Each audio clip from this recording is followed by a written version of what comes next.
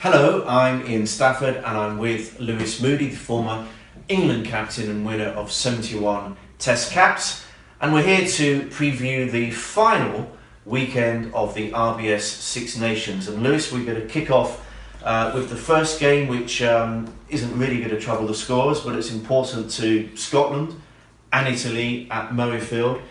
And as bad as Scotland were against England, you'd still fancy them, wouldn't you, to see off the Italians?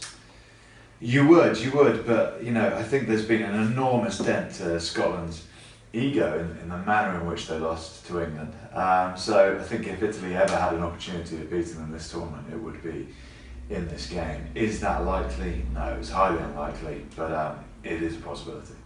You could flip that argument round and say what happened to the Scots is bad news for Italy, because the Scots will be desperate to right the wrongs of Twickenham, and it's Vern Cotter, the head coach of Scotland, his last game in charge.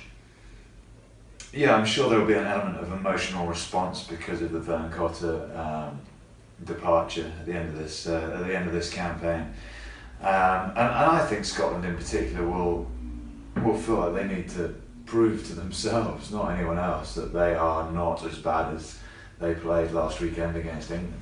Because coming into that game, they were the form side. So they have a lot of demons to expel from their minds, I think. And they've got the possibility of that yellow card turning to a red card under the disciplinary hearing that's going to happen with that. So an interesting game in Scotland. I think it's a game they'll comfortably win in the end, but Italy will, I'm sure, make it as difficult as possible. The other thing is that if they win, they're actually going to win 3 games out of 5, and depending on how results go, they could actually finish second, or at least equal second on point, maybe third on points difference. That would represent a decent Six Nations, although pretty hard to erase what happened on Saturday at Twickenham. I don't think it should. I don't think it should be a decent result for Scotland, because I think they strive for higher, and I think they had the ability to do better in this tournament. So a second place finish, I don't think, should sit comfortably for them. If they really want to improve as a nation and develop as they have done over the course of this tournament, then they should strive to finish top. And they had an opportunity to do that, but were incredibly well beaten and put to the sword by a resilient and strong English team. We don't know about Stuart Hogg, but there's certainly potential that he won't be available under the concussion rules. So I mean, he was until Saturday arguably one of the form players of the Six Nations. So they're dropping like flies, like Scots, but it is Italy. It is Italy. They may be without the hooker as well, so there's two starters. I don't think that'll make a significant difference. But Italy they're not the same side over the last sort of 5 years. They are capable of scoring tries, and they have done that in the build-up to this competition and during. But I don't think they'll be able to put enough on that Scottish side. Although it's got players like Finn Russell who are probably playing themselves out of contention for line spots in the game at the weekend, rather than playing themselves in. Whereas for the English team it was sort of role reversal. They were playing themselves in.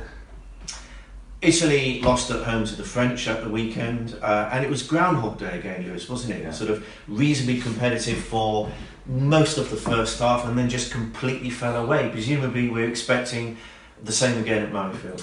Must be incredibly frustrating for Conor O'Shea and Mike Catt and Brendan Venter, those guys who put out a stall, saying we wanted to change the mentality of the Italians. No longer do we want to be a side that competed for 60 minutes and then fell away in the last 20. And I think we all thought maybe after that South African game back in the autumn that would happen. But I think now you realise that was an anomaly, and actually the consistent trait is that they fall back to what has always happened.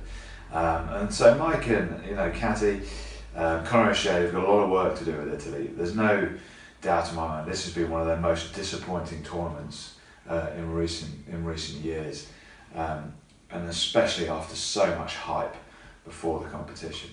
But they are capable of scoring. They play a much more intellectual game than they have done, but that just hasn't reflected on the pitch at the minute. I think it will do in the next couple of seasons, and with the tutelage of Conor O'Shea, Brendan Venter and those guys that we've spoken about, I think it will make an impact. But I still, going away from the topic, I'd still love to see that relegation and promotion in Six Nations. I was just going to say, probably Italy are going to play 5, lose 5, have a heavy deficit in points, and it just adds more fuel, doesn't it, to at least giving Georgia the chance to have a sniff at the Six Nations, either straight promotion or through a playoff? I think 100%, because there's no point in having a team in that are just comfortable sitting in those bottom slots because they know they're there every year.